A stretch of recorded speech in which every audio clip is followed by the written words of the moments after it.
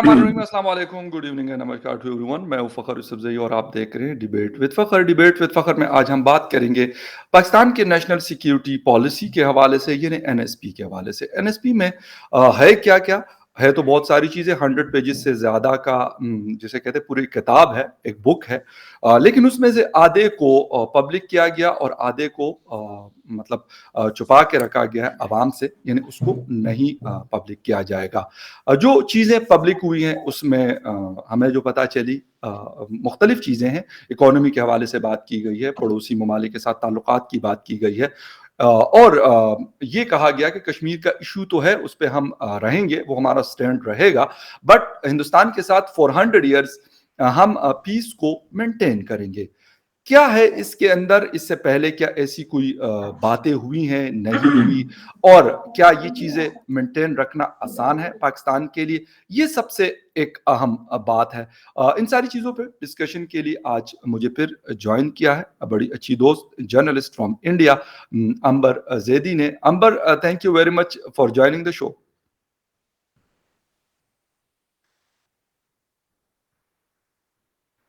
जी अंबर, नमस्कार, actually thank you so much. जी नमस्कार and good evening to you. अच्छा अंबर, एक जी, तो ये है कि कश्मीर के हवाले से बात की गई, उस पे भी हम डिस्कशन करेंगे, लेकिन उससे हुँ। पहले फॉर 100 ईयर्स पीस मेंटेन रखना विद इंडिया, कैसा लगता है हुँ। आपको? कि मतलब क्या चीजें इसमें हैं? कोई मतलब एज ए जर्नलिस्ट आपसे पूछ रहा हूँ, या फिर वहां की जो हुकूमत है उन्होंने कोई बात की है, कोई स्टेटमेंट आया इस हवाले से कि हाँ यार ये बात मतलब एक अप्रिशिएट किया हो, या कोई ऐसी बात की हो, या उन्होंने कहा हो नहीं नहीं यार ये पहले भी हमें बहुत सारी चीजें कही गई हैं, हम इसका कोई यकीन नहीं हुँ। करते? क्या मतलब एज ए जर्नलिस्ट आपसे पूछ रहा हूँ, आप क्या कह रहे हैं इस बारे में? फ़खर देखिए, अगर हम पाकिस्तान की जो नेशनल सिक्योरिटी पॉलिसी है उसके ऊपर बात करें और पाकिस्तान का इतिहास देखते हुए, तो कहीं न कहीं भारत की अगर मैं बात करूँ तो भारत इस पॉलिसी पर या इस बात पर एकदम से बहुत जल्दी भरोसा नहीं कर पाएगा, क्योंकि हम पास्ट में अगर जो हिस्ट्री है रही है उसको देखें, लाहौर जो बस यात्रा रही थी जिसमें प्रधानमंत्री अटल बिहारी वाजपेयी उन्होंने बस से यात्रा की थी, उसके फ़ौरन बाद ही जो हुआ था कारगिल वॉर हो गया था। तो जो पाकिस्तान का इतिहास रहा है धोखा देने का, और पाकिस्तान किस तरह से आतंकवाद और पाकिस्तान की जो पैदाइश है वो ही इस बुनियाद पे है कि वो किस तरह से भारत विरोध की बुनियाद पे वो खड़ा हुआ है। जो भारत विरोध की बुनियाद पे अपनी पूरी पहचान कायम रखे हुए पूरी दुनिया में, वो भारत से दुश्मनी खत्म कर रहा है, ये बात थोड़ी-सी अ, हज़म नहीं होती है एकदम से, क्योंकि हम जानते हैं कि कश्मीर इश्यू की जो बात की है, पाकिस्तान ने की, वो कश्मीर इश्यू को साइड रख के फिलहाल जो उनके बायलैटरल टाइज़ हैं या फिर अपने पड़ोसी मुल्कों के साथ शांति बनाने की, ना कि सिर्फ भारत बल्कि और पड़ोसी मुल्कों के साथ भी शांति बनाने की हम्म, कोशिश करेगा। यहाँ पर सवाल फ़िक्र ये उठता है कि सबसे पहले तो भारत पाकिस्तान पे एकदम से भरोसा नहीं करेगा। दूसरी बात कि क्या ये ऐसा तो नहीं है कि वो पहले, क्योंकि ट्रेड और बायलैटरल टाइज़ पाकिस्तान और हिंदुस्तान के बीच वैसे नहीं है जैसे होने चाहिए थे। बिल्कुल और काफ़ी चीज़ें महँगी पड़ रही हैं, एक्साइज़ ड्यूटीज़ और बहुत सारी बिल्कुल। चीज़ें, क्योंकि वो दुबई के थ्रू अगर हम मेडिसिन्स की बात करें और बहुत सारी चीज़ों की बात करें, तो वो दुबई इससे होकर जाती है, जिसकी वज़ह से पाकिस्तान में वो चीज़ें और महँगी हो जाती हैं। तो एक वजह ये भी हो सकती है कि कहीं न कहीं पाकिस्तान इन सारी चीज़ों को, क्योंकि पाकिस्तान में अभी इकोनॉमिकल कंडीशन बहुत ज़्यादा खराब है और सारी पूरी इकोनॉमी लगभग ध्वस्त हो चुकी है। तो ऐसे में ये एक टैक्टिक भी हो सकती है कि पहले इन रिश्तों को बनाया जाए, और जो ये टाइम बाइंग, एक्चुअली इसको बोलना चाहिए कि टाइम बाइंग अच्छा टैक्टिक हो सकती है अंबर, कि ऐसा नहीं है कि एक नहीं, नई शुरुआत के तौर पे इसको नहीं, नहीं, नहीं, मेरी बात पूरी हो जाए, फिर जी जी, उसके बाद आप प्लीज दूसरा सवाल प्लीज प्लीज। कीजिएगा। जी, तो ये टाइम बाइंग टैक्टिक हो सकती है कि पहले वो अपनी चीज़ें बेहतर करे, हालात बेहतर करे, और उसके बाद वापस भारत से वही दुश्मनी वहीं के वहीं जूं की तूं कायम रहे। क्योंकि पाकिस्तान पे भरोसा करना, मुझे नहीं लगता कि भारत ही नहीं बल्कि कोई भी मुल्क इतनी आसानी से पाकिस्तान पे भरोसा नहीं करेगा। पाकिस्तान के जो विदेश मंत्रालय है उसमें कश्मीर डेस्क है, तो क्या वो चीज़ें जिन्होंने कश्मीर के मुद्दे को लेकर उन्होंने यूएन और अलग-अलग लॉबीज़ तैयार की हुई हैं, उनके विदेश मंत्रालय में कश्मीर लॉबी है, तो वो सारी चीज़ों का क्या? और सबसे बड़ी बात ये है कि पाकिस्तान की जो पहचान है, जो पैदाइश है, वो भारत विरोध पर ही है। तो सवाल सबसे बड़ा खड़ा होता है कि इतनी आसानी से भारत पाकिस्तान पर भरोसा नहीं कर सकता। अच्छा, ये वाली बात आप कर रही हैं कि पाकिस्तान का मतलब जो पूरा एक जिसे कहते हैं कि एक नैरेटिव है वो हिंदुस्तान के हुँ, मुखालिफ है। लेकिन यही बात सेम हुँ, पाकिस्तान में की जाती है कि हिंदुस्तान भी यही करता है, यानी बॉर्डर के दोनों तरफ ऐसे लोग रहते हैं हुँ, जिनका फ़ायदा इस हुँ, चीज़ में है कि वो कहते हैं कि यार अगर हालात बेहतर हुए तो शायद हमारा कारोबार खत्म हो जाएगा। अगर खराब रहेंगे तो हमारा काम बहुत अच्छा चलेगा और हमें ज़्यादा बेनिफिट है उसमें खराब रहने में। और शायद मैं कहता हूँ लोगों के अलावा जो है, मैं कहता हूँ बॉर्डर के दोनों तरफ लोगों को नहीं, शायद बहुत सारे ममालिक को हुँ, ये है, हो सकता है इसका हुँ, फायदा चाइना भी उठा रहा हो, इसका फायदा रशिया भी उठा रहा हो, इसका फायदा जो है हुँ, दुबई का आपने जिक्र किया, तो क्या दुबई चाहेगा कि डायरेक्ट मतलब वाघा बॉर्डर से चीज आके लाहौर की मार्केट में आ जाए और लाहौर से कोई चीज निकल के अमृतसर पहुंच जाए मतलब आधे या पौने घंटे में? कौन चाहेगा ये? मतलब ये तो सिर्फ ये नहीं है कि पाकिस्तान के ऊपर ट्रस्ट डेफिसिट तो वो दोनों अतराफ से है, पाकिस्तान भी नहीं करता, पाकिस्तान भी हमें यही मतलब पढ़ाया जाता है, सुनाया जाता है कि भाई हम नहीं कर सकते, हमारा दुश्मन देश है और उसके ऊपर हम बिल्कुल भी ट्रस्ट नहीं कर सकते, हमने अपने डिफेंस को स्ट्रांग करना है, हमने ये जहाज खरीदने, ये मिसाइल खरीदने, ये टैंक खरीदने, ये तो बताई जाती है ये बातें। लेकिन कहीं ना कहीं से तो शुरुआत होनी है, बेशक ये नेशनल सिक्योरिटी पॉलिसी में ना हो, किसी और जगह से। लेकिन हुँ, ये तो नहीं है कि मतलब नॉर्थ कोरिया और साउथ कोरिया जो आपस में पता नहीं कितनी मतलब उनकी रही, जर्मनी जब दो पार्ट्स में था उनके बीच में अगर हम देख हुँ, लें, या फ्रांस और हुँ, दूसरे कंट्रीज का हम देख लें, तो उसके हुँ, बाद आज जापान के ऊपर अमेरिका ने एटम बम गिराया, और आज वही अमेरिका जिसका अड्डा जापान के अंदर टोक्यो के अंदर मौजूद है। वो कोई मतलब पुरानी बात नहीं है, 100 साल भी अभी नहीं हुए उसको जब एटम बम उनके ऊपर गिराया गया था, तो क्या वो भूल गए उस चीज हुँ। को? आज भी वहां पे वो बाकायदा अगस्त में वो चीज मनाई जाती है, वो दिन मनाया जाता है। तो कहीं ना कहीं से तो किसी ने स्टेप लेना है, वो पाकिस्तान हो या भारत।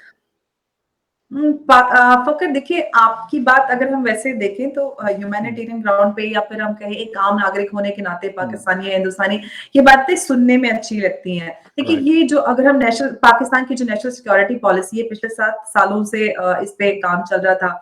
जो मियाँ सरताज अज़ीज़ हैं, आपके जो बिल्कुल, पूर्व प्रधानमंत्री, उनके जो मार्गदर्शक थे, उनकी उस समय से इस पे काम चल रहा है। और मुझे नहीं लगता कि पाकिस्तान के जो मौजूदा प्राइम मिनिस्टर इमरान खान वो फौज की उनके गो अहेड के बिना इस सारी हम्म, चीजों को अनाउंस करे। 15 दिन पहले ये पॉलिसी अनाउंस हुई और अब 15 दिन बाद जाके आधी पॉलिसी अनाउंस होती है और आधी में क्या है ये अभी हम्म, तक एक सस्पेंस है। तो पाकिस्तान किस तरह से ये चीजें कर रहा है तो अपने आप में खुद ये शक के दायरे में इसको लाके खड़ा कर देते हैं कि अगर इतनी क्लैरिटी है या आपकी इंटेंशंस वाकई में हम्म, अपने पड़ोसी मुल्कों के साथ रिश्ते अच्छे बनाने की है तो उसमें इतना सस्पेंस क्यों है। और हम्म, तो यहाँ पे इसीलिए सवाल ये खड़ा होता है और भारत और पाकिस्तान का इतिहास हम जानते हैं कि भारत ने पाकिस्तान ने जो भारत से अलग किया था खुद को वो धार्मिक और उसी बिना पे किया था और बाद में भी हमने देखा कि हिंदुस्तान और पाकिस्तान के बीच 3 बड़ी जंगें हुई जिसमें से हम्म, हमने देखा कि किस तरह से बांग्लादेश को हिंदुस्तान ने पाकिस्तान से अलग कराया। तो हम्म, ये सारी चीजें देखते हुए और लगातार हमने देखा है कि पाकिस्तान की तरफ से सीज़ फायर का उल्लंघन और बहुत सारी ऐसी चीजें हैं या आतंकवाद को पनाह देना, ऐसी बहुत सारी चीजें हैं जिनको अनदेखा नहीं किया जा सकता। ये बहुत बड़े मुद्दे हैं। जहाँ तक बात आती है कि बायलैटरल टाइज़ की, तो देखिए मैं अगर भारत की बात करूँ तो भारत एक एक बहुत बड़ा कंज़्यूमर मार्केट है और हम यहाँ पे अगर बिल्कुल, मेक इन इंडिया के बहुत सारी चीज़ों की बात करते हैं तो भारत को पाकिस्तान के साथ अगर वैसे भी अगर हम इम्पोर्ट की बात करें तो पाकिस्तान ने खुद इम्पोर्ट बैन किया था भारत के साथ। तो ये उसको भी बैन लिफ्ट करने की भी एक वो हो सकती है कि हाँ हम्म, हमने तो पाकिस्तान ने तो खुद बैन किया हुआ है ना इम्पोर्ट हिंदुस्तान के साथ। तो हाँ, हिंदुस्तान के लिए हमारे लिए अगर हम बात करें अपनी तो हमारे लिए सबसे पहले है राष्ट्रीय सुरक्षा। उसके बाद हमारे और भी जैसे हम चाइना की बात करते हैं तो चाइना के जी, साथ भी हमारे बायलैटरल टाइज अच्छे रहे लेकिन धीरे-धीरे अब उस पे क्योंकि चाइना अभी लगातार जो हिंदुस्तान और चाइना का बॉर्डर है उस पे लगातार शरारत करता बिल्कुल, रहता है तो उसको लेकर भी हमारे यहाँ काफ़ी कैंपेन चलाई जाती है और सरकार भी उसको लेकर सतर्क रहती है, जिसका नतीजा ये है कि चाइना की इकोनॉमी हमने देखी है कि किस तरह से वो टूटने के कगार पर है, क्योंकि उनकी इकोनॉमी इतनी स्ट्रॉन्ग नहीं है, जो बड़े-बड़े एनालिस्ट हैं, वो इस बात का दावा करते हैं कि अगले 10 सालों में चाइना की इकोनॉमी ध्वस्त हो सकती है।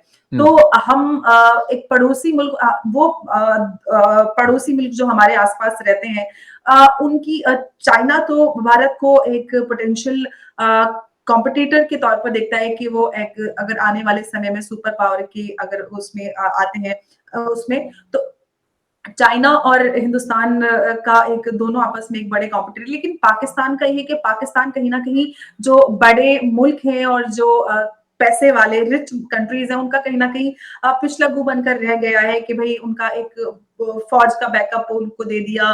जैसे कि अभी चाइना के हमने देखा है कि चाइना का किस तरह से ये एक इसके पीछे एक ये भी वजह हो सकती है कि कहीं न कहीं चाइना के कहने पर तो वो ऐसा नहीं कर रहा कि अगले 100 सालों तक भारत के साथ दुश्मनी नहीं करेगा। तो इसके पीछे बहुत सारी चीज़ें हो सकती हैं। ये मैं अपने खुद के एनालिसिस से बता रही हूँ कि मेरा खुद का हुँ, एनालिसिस है। ऐसी हुँ। चीज़ें हो सकती हैं। अभी तक हमारे सरकार की तरफ से कोई भी रिएक्शन नहीं आया है। जी। अच्छा अंबर एक चीज़ और है मतलब आपने चाइना का ज़िक्र हुँ, किया तो हुँ, मतलब चाइना के साथ हिंदुस्तान के अगर पिछले 2 या 3 सालों को हम देख लें तो हालात हुँ। काफ़ी ख़राब हुए हैं। और जी। मतलब बताया ये जा रहा है कि हो सकता है कि मतलब 2 साल बाद, 3 साल बाद कुछ और इस तरह की चीज़ें हो जाएँ क्योंकि चाइना भी आराम से नहीं बैठ हुँ, रहा है जिस तरह आपने कहा कि वो हुँ, एक्सपेंशन्स अपनी कर रहा है, अपने बॉर्डर को वो आगे बढ़ा रहा है, हुँ, हिंदुस्तान के इलाकों में वो आ रहा हुँ। है। अभी भी हमने कुछ दिन पहले उसकी तस्वीरें देखी हुई थी। तो क्या जी। ये वाली चीज़ कि अगर पाकिस्तान के साथ हिंदुस्तान के हालात बेहतर हो जाते हैं लेट्स सपोज़ तो हुँ, उनके लिए आसान नहीं हो जाएगा चाइना को हैंडल करना क्योंकि टू फ्रंट वॉर जो है वो बेशक अमेरिका लड़ता हो, रशिया लड़ता हो, चाइना लड़ता हो या हिंदुस्तान लड़ता हो, बड़ा मुश्किल काम होता है। टू फ्रंट वॉर किसी भी मुल्क मेरा ख्याल जितना मर्ज़ी ताकतवर हो, जितना मर्ज़ी उनके पास सब कुछ हो, हुँ। लेकिन पॉसिबल नहीं जी। होता। तो क्या उनके लिए ये चीज़ अच्छी नहीं है कि वो कहें कि यार यार वाक़ई सही है अगर पाकिस्तान के साथ हालात बेहतर कर लो, चाइना के साथ निपट लेंगे? नहीं लेकिन फ़ख़्र अभी देखिए कि पाकिस्तान और चाइना के जो रिलेशन है वो अभी भी हालाँकि पाकिस्तान को सिर्फ़ इस्तेमाल करता है चाइना और पाकिस्तान की हुँ, हैसियत तो किसी भी मुल्क के आगे ऐसे नहीं कि एक स्ट्रॉन्ग पोज़ीशन नहीं कि वो अपनी बात कह सके या हुँ, मनवा सके। पाकिस्तान हर मुल्क के आगे उनसे पैसा लेता है और उनके उनके हाथों इस्तेमाल होता नज़र आया हुँ, है।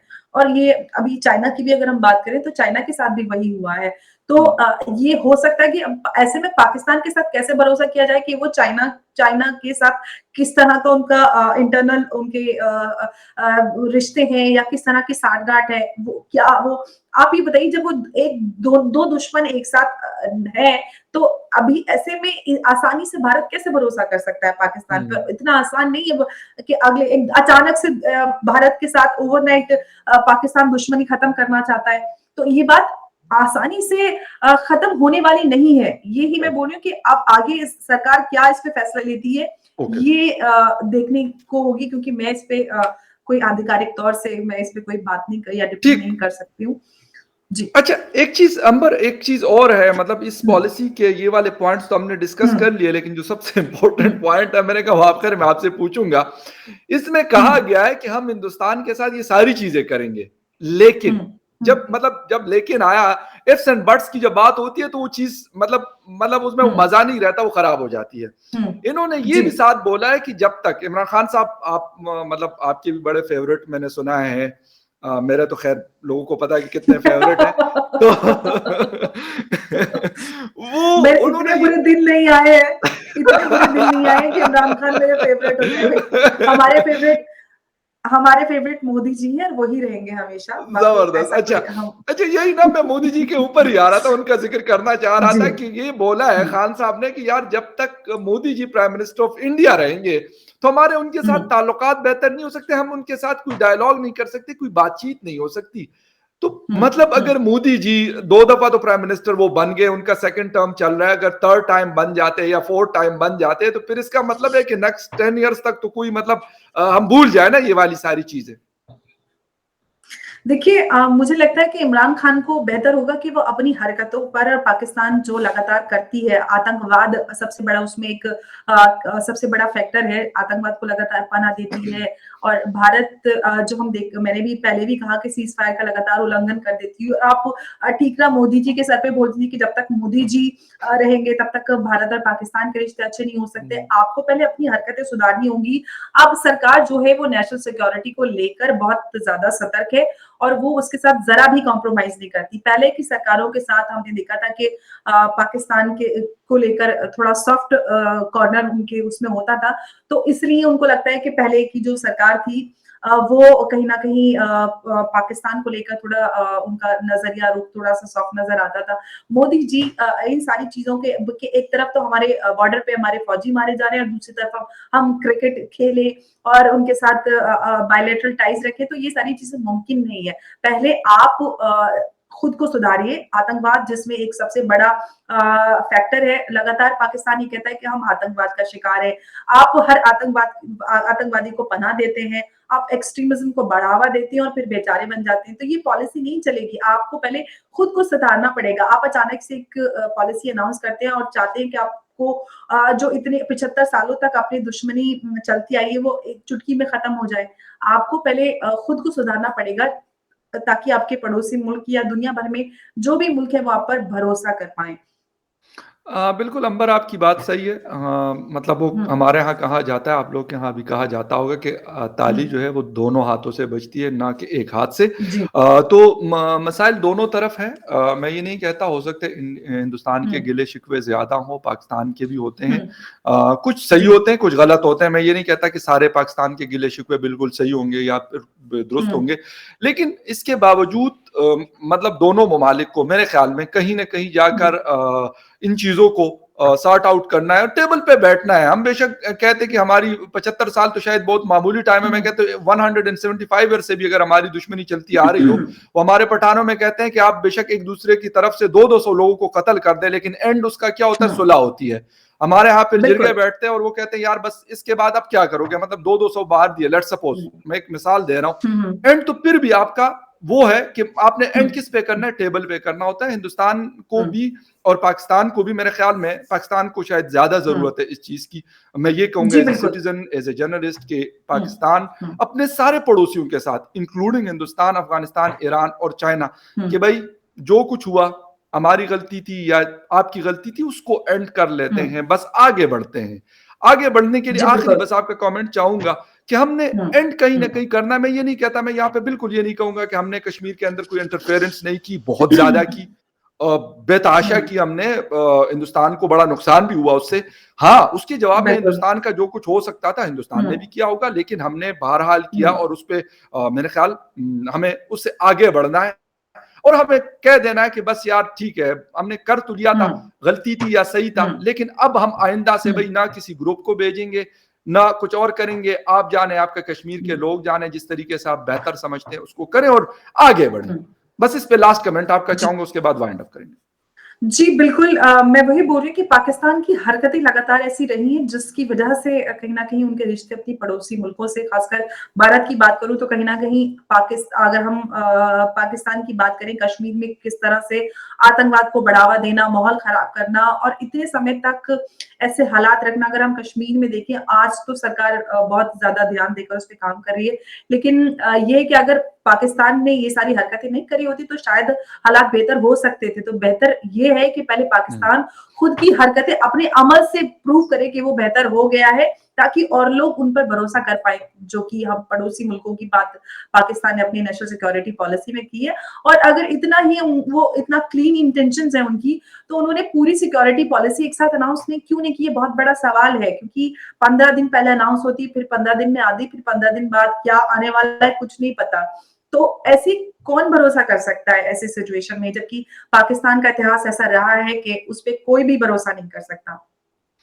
बिल्कुल अंबर, मैं कहता हूँ चलें, अगर नेशनल सिक्योरिटी को पब्लिक ये ना भी करें ना करें, हुँ, लेकिन जो बातें इन्होंने उसमें कही हैं हुँ, उसकी हुँ, इम्प्लीमेंटेशन, मतलब मैं हुँ, कहता हूँ, मैं एज ए सिटीजन ऑफ हुँ, पाकिस्तान कह रहा हूँ कि मेरे लिए हुँ, बड़ी जरूरी है कि उस पर हुँ, इम्प्लीमेंटेशन हो जाए जो कुछ ये कह रहे हैं। जी, इकोनॉमी, उन्होंने कहा कि जी, मेन बिल्कुल। फोकस रहेगा, डिफेंस से ज्यादा हुँ। इंपॉर्टेंट हमारी इकोनॉमी है। भाई ये तो हम चीख रहे हैं, मतलब हमसे पहले वाले भी बेचारे चीखते पुकारते रहते थे कि भाई एटम बम नहीं है जरूरी, हमारे लिए इकोनॉमी जरूरी है।